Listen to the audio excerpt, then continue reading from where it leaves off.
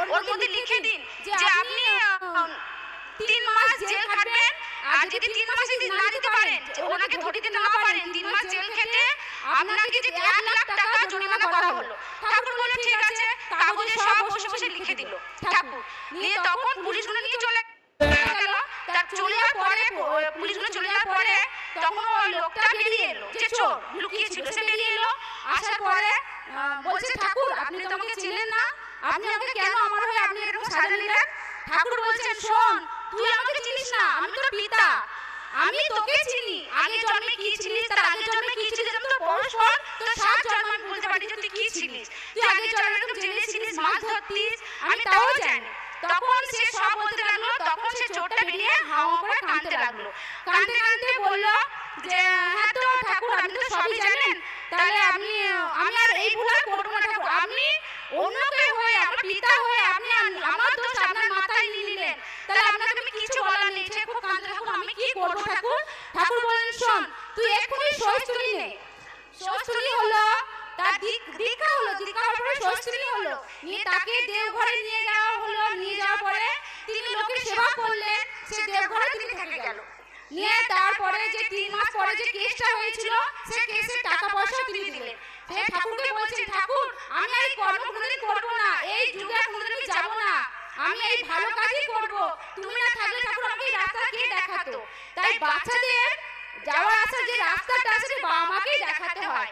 আজকে আপনারা এই যে আমাদের ঠাকুরের দীক্ষা নিয়েছে, দীক্ষা নিয়ে এই প্রতিপালন করছেন না, প্রত্যেক মাসে ঠিক মতো নিশ্চিতি দিচ্ছেন না, ঘুমিয়ে পড়েছেন।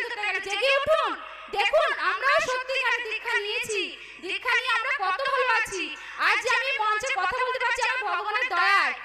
দয়া ঠাকুর মানে সে দয়া করে। আপনারা একবার নিয়ে দেখুন, আপনারা ঠিক মতো নিশ্চিতি করুন, নিশ্চিতি জমা দিন। যারা দীক্ষা নেয়নি তাদেরকে বলুন গিয়ে যে এরকমভাবে চলতে, এরকমভাবে দীক্ষা নিতে, ঠাকুরের নাম করতে, দেখবেন তারাও ভালো হবে, ভালো থাকবে। আমার যেমন ঘরে আমার শাশুড়ি দীক্ষা নিয়েছিলেন, আমার স্বামী, আমার ছেলে সবাইকে আমি দীক্ষা দিয়েছি।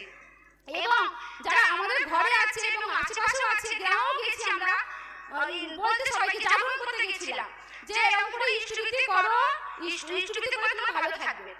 তা সবাইকে নিমন্ত্রণ করে আসার পরে তখন যখন চোরটা যখন বললো এসে ঠাকুরকে কাঁদতে লাগলো, তখন ঠাকুর এইভাবে বলে, ঠাকুরের প্রেম বান যাকে বলে, ঠাকুরের এমনি ভালো চোর মানুষ হলে এই তুই চুরি করিস কেন বললে চুরি ছেড়ে দে, কেউ কথা শুনবে, কেউ শুনবে না।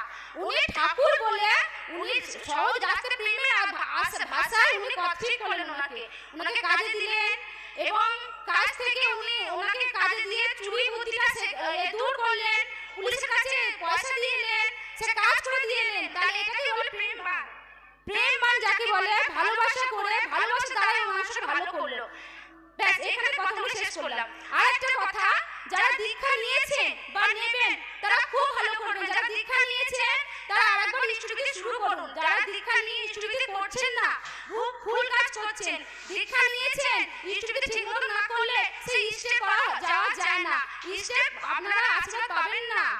এই যে ইষ্টভীতি মাসে মাসে দেওয়া, জমা দেওয়া মানে, ইষ্টের নাম করা মানে কত বড় সৌভাগ্যের কথা আপনারা এটা জানেন না। এটা করে দেখুন, আপনারা ভালো থাকবেন, আপনাদের সংসার সবাই ভালো থাকবে এবং ঘরের সবাই ভালো থাকবে, আপনার মনটাও ভালো থাকবে, সবসময় ইষ্টের নাম করতে মন হবে। জয় গুরু।